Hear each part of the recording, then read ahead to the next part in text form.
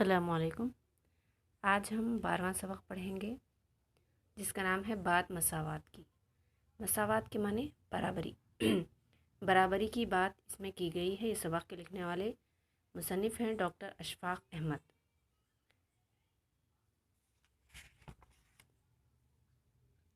ये छोटी सी कहानी है जिसको पढ़कर हमें मालूम होता है कि किस तरह माँ बाप जो है ना अपने बच्चों के दरमियान बराबरी करते हैं। किसी बच्चे को दूसरे बच्चे के ऊपर फौक़ियत नहीं देते, बल्कि सबका बराबर ख़्याल रखते हैं और सबका बराबर ख़्याल रखना भी चाहिए। काशिफ और तलत अंसार साहब के दो बच्चे थे। तलत तो निहायत भोली भाली बच्ची थी जो घर के कामकाज में अपनी अम्मी का हाथ बटाती रहती। लेकिन काशिफ, जिसे घर में इसके अब्बू और अम्मी लाड़ो प्यार से चिंटू कहा करते थे, बड़ा ही नटखट और शरीर था। घर में एक पल ना ठहरता। मई की तेज़ धूप और शिद्दत की गर्मी में अम्मी से इजाज़त लिए बगैर खेलने के लिए चुपके से भाग खड़ा होता। यहाँ पर जो है ना अंसार साहब के दोनों बच्चों का जिक्र किया गया। एक का नाम काशिफ है और एक का नाम तलत है। तलत लड़की है जो माँ का जो है ना काम में हाथ बटाती, और छोटा लड़का काशिफ बहुत ज़्यादा शरीर है। काशिफ को अंगूर बहुत पसंद थे। 2 रोज़ कबल जब इसके अब्बू अंगूर लाए तो अंगूर के खोशे देखकर इसके मुंह में पानी भर आया। इस दिन इसने सारे अंगूर खुद ही खा लिए। बेचारी तलत इसका मुंह तकती रह गई। तलत ने अम्मी से जब अपना दुखड़ा सुनाया तो अम्मी ने काशिफ को बहुत डांटा और इसके अब्बू से शिकायत भी की। काशिफ जो है ना छोटा सा लड़का है, बहुत ही नटखट शरीर है, तो क्या करता, उनके अब्बू एक मर्तबा अंगूर लाते तो वो क्या करता, खुद ही पूरे अंगूर खा लेता अपनी बहन का ख्याल किए बगैर। तो अम्मी जो है ना उसको डांटते और उनके अब्बू से उसकी शिकायत भी करते कि इस तरह काशिफ की हरकतें जो है ना दिन ब दिन बढ़ती जा रही हैं, उसकी शरारत। आज बाज़ार का दिन था। अब्बू ने काशिफ के लिए आम लाने का वादा किया था। अपने मामूल के मुताबिक काशिफ दरवाज़े की दहलीज पर खड़ा अब्बू का इंतज़ार कर रहा था। यानी अब्बू काशिफ से वादा किए कि मैं जो है ना तुम्हारे लिए कल आम लाऊंगा, तो वो दहलीज पर ठहर कर अब्बू का इंतज़ार करने लगा कि कब आम आएंगे और कब उसे खाने को मिलेगा।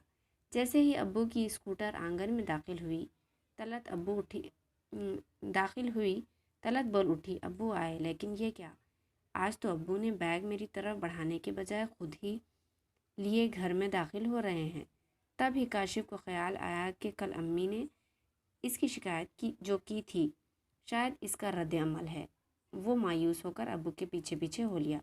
हमेशा अब्बू से जो है ना वो बैग ले लेता और जो भी अच्छी चीज़ उसे लगती वो खा लेता।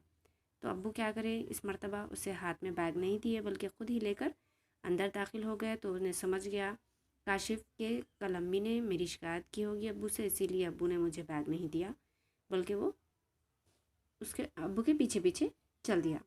घर में दाखिल होते ही अब्बू ने आमों से भरे बैग को अलमारी पर के ऊपर रख दिया और ख़ुद मुँह हाथ धोने के लिए गुस्ल खाने में चले गए।